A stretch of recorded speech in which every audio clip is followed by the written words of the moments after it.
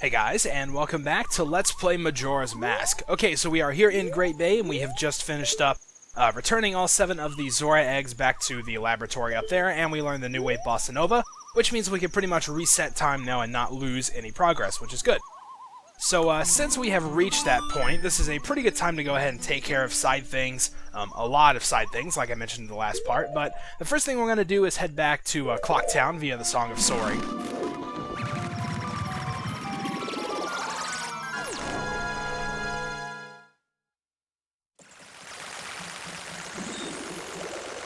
Alright, then once we're back here, we are going to head back into West Clock Town. And we're actually going to encounter a pretty familiar face. I know we've encountered a lot of them throughout this game, but one that we do pretty much the same thing with in Ocarina of Time. We're going to head back to the trading post here. And as we go in, instead of going forward, we can look to the left and actually see a Scarecrow here. I think this might have been the one that I used the past time on the first day. I'm not sure, but either way, if it wasn't there before, it is now. And apparently they're closing the shop, so I have to leave, which means I'm going to have to play the Song of Double Time to get back to when it opens. Awesome. Okay, anyway, now that we're done with that little distraction, let's look over to this guy, and much like we could in Ocarina of Time, we can actually pull out our ocarina now, and he'll say something. Oh, baby, that's a nice thing you got there. Let me hear a song you wrote on that. Well, okay. Sounds alright to me. So, of course, he's gonna dance along to it. Yow! Oh yeah, that's a nice tune, baby. By the way, I know of a mysterious song that allows you to manipulate the flow of time that you've played a million times already, so I'm going to go away now and stop bugging you. Oh, well, thank you. That's very considerate. Okay, so we've taught him the Scarecrow song, which, again, we could do in Ocarina of Time. This is, of course, one that's dependent on, like, which cycle you're in. So if you were to reset time now, you would have to teach it to him again, but I guess it's cool that you could teach him, like, numerous songs or whatever, but it pretty much serves the exact same purpose that it did in Ocarina of Time. There are going to be various places throughout the world where he'll be able to pop up, and we can use him in order to get to some hidden treasures and stuff, so that's always good. Alright, so we're going to put on the Goron mask here and head back out towards Great Bay, but there's actually a little side thing that we can be getting now, and that's what we're going to be doing right at this very moment. So as we go over here, and you can see there's a boulder here, you can either blow it up with a blast mask or just hit it as Goron Link, and then we can go down the hole that's underneath. Then once we do that, we're taken to this little pit here with some water in it and some of these Deku Babas, so I don't think we've seen this variety yet. These are Bio Deku Babas. Yeah, just calm down and aim carefully, and don't blame me if one hit doesn't get rid of it. Oh, well, I wouldn't blame you for that anyway, but okay.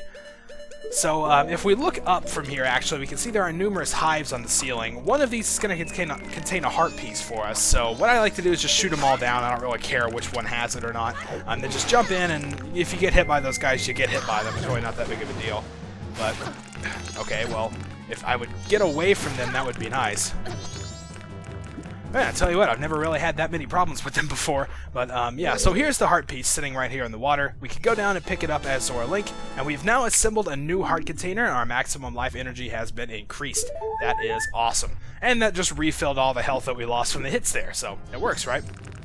I think what you can actually do is just kind of hop across the lily pads. I don't know if Hylian Link can stand on these or not, but I know Zora Link can anyway, so I guess that's really all that matters. Alright, so now that we are back outside, we're going to use the ocarina once again and soar ourselves on over to... Well, I guess I probably shouldn't leave it that early because we still have to play the song. We are going to head back over to Snowhead. Actually, we're going to the Mountain Village. We're going towards the Snowhead area, but actually, I don't know. I mean, it's probably about the same distance either way, but this is just the way I'm used to doing it, I guess. And we're actually getting ready to use the Scarecrow song that we just made in order to get something out here. So we're going to put on the Goron mask once again. Seems like we're using it a lot here lately. And this time we are going to head straight on through this path. And go up the hill. Unfortunately, rolling doesn't really help out a whole lot. It's steep and snowy, so, you know. Alright, now we're going to pretty much do the same way we would if we were going to Snowhead, and that's not like that. You know, building up the power would actually be a good idea in this case. So, there we go. Alright, then we hop across this ramp here and just keep making our way on through. But instead of going all the way through this time, we are actually going to stop right before this ramp. And if we look out here, we can see there's actually a very distant platform. It's not marked on the map or anything, which is pretty clever if you ask me. There's also an ice keys flying around, and you can kind of see its shadow in a few places. Well, it turns out that we can actually use the Lens of Truth. I shouldn't have overwrote the ocarina, but whatever. And we can use the Lens of Truth to see that there are some invisible platforms out this way that we can jump across. And you can also see the piece of heart in the distance there, so that's obviously what we're going for. If we can, I'd like to take out that ice keys, because, you know, it's going to come up and get me when I'm least expecting it. Oh, too early. There we go. That'll work. Alright, so now from here, we are going to use the ocarina, and we're also going to get out the hook shot, because that's how we're going to get over there. And we're going to play the song that we just taught the Scarecrow. Like that.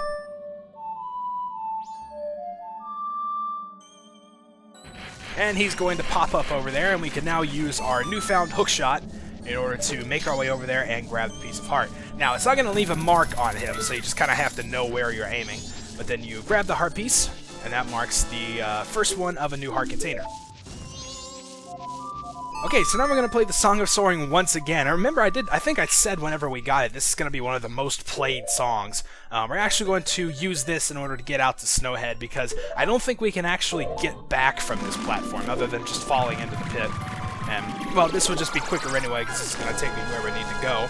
Turns out there's actually another heart piece that we can get here that you can only get whenever the mountain has been, you know, cleared off and is spring again. So, you know what that means. We're going to have to go all the way back up here and defeat Goat one more time. I think this is like the third time in this playthrough I've had to do it. So we play the Goron Lullaby and put this guy to sleep. Again, I'm not going to make you watch me do this, but I am actually, I think, going to show like a faster method of beating it that I don't know if I've showed or not. I guess I'll look through, and if I have, then, you know, well, forget it. I'll just cut it out. But if I haven't, then we will do it that way. So let's let this guy go to sleep, and then we will go and fight Goat. Okay, so here we are fighting Goat one more time. I'm not sure if this is the last time I'll have to do this or not. But as you can see, I don't have the Goron mask equipped. I have the bunny hood, but I am going to go in and just put on regular arrows, because that's actually what we're going to use to beat Goat this time. We're going to put on the bunny hood and make our way over here to this little section that has like bars on it. This is where I like to stand. If you stand here, then you can see he's going to try to sit here and try to shoot you with that electricity, but he's not really doing a good job of hitting you. So all you have to do is really just stand here and keep shooting. And he may still hit you sometimes, but even if he does, that's no big deal, because you can just start this whole thing over again. Yeah, see, there you go. But if he does hit you, he will start running around, but it's okay, because you can just wait for him to come back around. We did get quite a few hits on him, so really all you have to do is just stand up here with arrows and start taking him out. And I think he's already actually at the phase where he's shooting bombs. Yeah, see, one more hit and he's done for. So you see just how quick that fight goes if you do it that way. You know, I wouldn't advise doing it that way the first time, just because it takes all the fun out of it, but when you're at the point where you have to repeat it a few times, I think it's alright to just do it the easy way. Okay, so now that we have made it springtime out here, we can make our way back towards the Goron village, which, if you don't remember, I'm finally starting to figure my way out around this place. The Goron village is going to be over this way through the southeast exit, so awesome. At least I think. I'm going to feel like such an idiot. Okay, good. It's like, if that was the wrong way, then it's like, okay, I take back everything I just said. Alright, so now that we're in the little area with the lake, obviously there's a bunch of deep water here, so that's pretty much screaming for us to use our Zora mask. So we dive in, and then use it, and drop down. And as you can see, there's a treasure chest right over here by the little ramp to get back up. If we open it,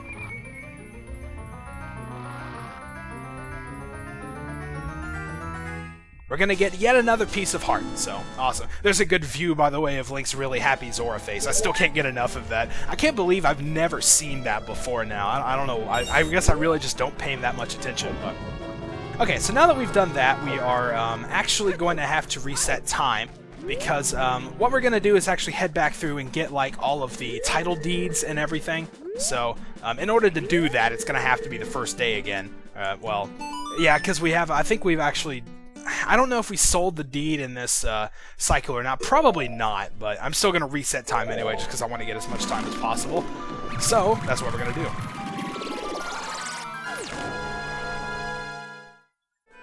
Okay, so now that we are back here on the first day in Clocktown, we're actually going to head into the trading post because, remember, like I said, the Scarecrow song is cycle dependent, which means we're going to have to teach it to him again. So, unfortunately, I don't really have like a big list of songs, so I'm just pretty much going to stick with the same one.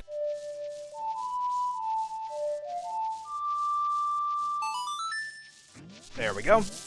Alright, so let's go ahead and skip through the rest of his dialogue, because there's actually something else that I want to do in here. No, I don't want to learn your stupid song. Okay, so, remember when we were in the little marine biology lab, or whatever it was, we saw this tank with fish that said it could eat smaller fish in one bite. At least that's what Tattle told us. Well, as you can see, there is a fish down here. So, what we're actually going to do is put the fish in our bottle, and every time you go in and out of this place, it's going to respawn. So, that's a pretty quick way to fill up your bottles with fish. You really pretty much want as much as possible. I've heard that getting that it can only take 4 sometimes, but when I tried it in practice, it took like 6. So, you know, really, it's a good idea to just, you know, fill up your bottles either way. And it's pretty quick and easy to do it. This obviously isn't the only way to get fish, but it's really just the quickest and easiest way that I've found. So, alright, so I'm not gonna, you know, make you watch me do all this. What we're gonna do is pretty much, okay, I guess I am gonna make you watch me. What we're gonna do is actually go through the entire land trading deed that I talked about before, and we're gonna make our way up to getting the mountain title deed, which is pretty much the last place we got to, because, of course, since Great Bay is a new area, we're gonna be able to, you know, trade some more in that quest. So we're gonna need to have the latest one in order to do that. So that can take a little while, and that means I'm going to do it all off-screen. Awesome. Okay, now when you get to this part where we're trading the land title deed for the swamp title deed, it's important that you actually talk to this guy as a Deku Scrub first in order to buy one thing of magic beans. That's actually going to be really important for one of the heart pieces that we need to get, so make sure that you do that. And also, at this point, if you don't have the Song of Storms, which we did pick up, then you'll also need to get a bottle of spring water, so just keep that in mind.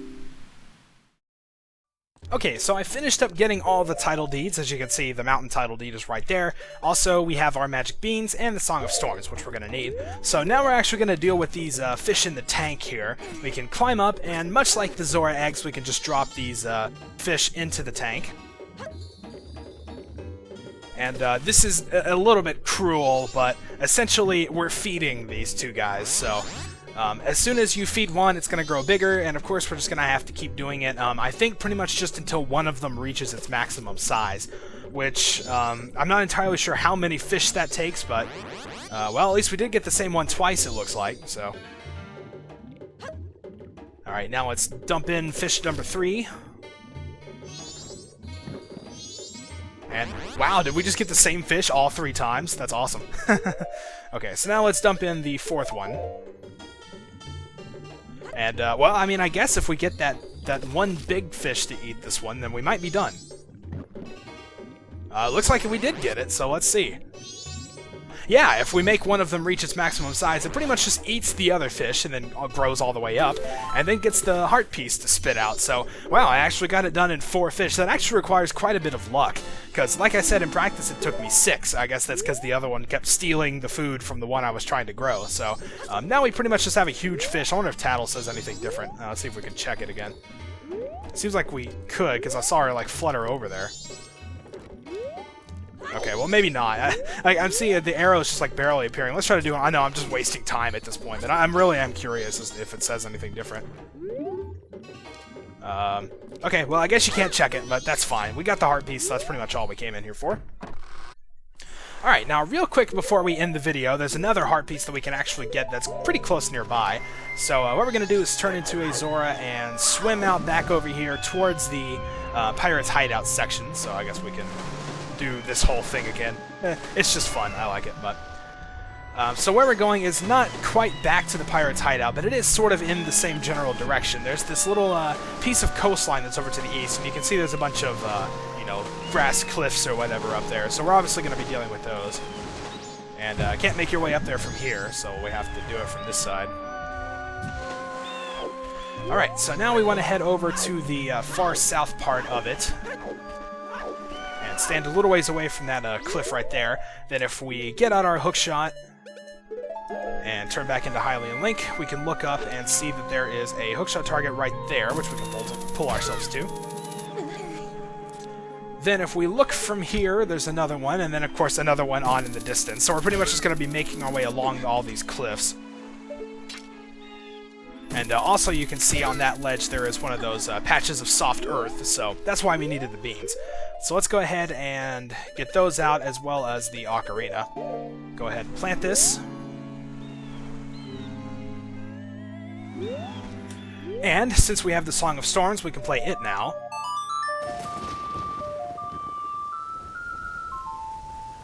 Which will water the plant and cause it to grow into a full-grown leaf. Awesome. So then from here, it's going to bring us up to the next ledge. This is actually a pretty clever little sequence. This is going to bring us up here. Then once we get over here, you can see Tattles fluttering over there, so that means we can play our Scarecrow song.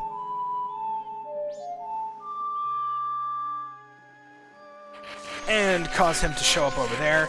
Then finally, for the last step, we can make our way over there with the hookshot and grab the piece of heart that's inside. So yeah, I think that one's pretty clever. I mean, you gotta have the magic beans and either spring water or the Song of Storms. You gotta have the hookshot, you gotta have the Scarecrow song, so it's kind of a neat little, compilation there, I suppose. But anyway, I'm gonna use the Song of Soaring now, I think, to get back to Great Bay Coast, because it seems like a pretty good place to end the video. So in the next part, we're going to continue the side things with a pretty big side thing anyway. So that's what we're going to do next time. Until then, thank you guys for watching, and I'll see you next time.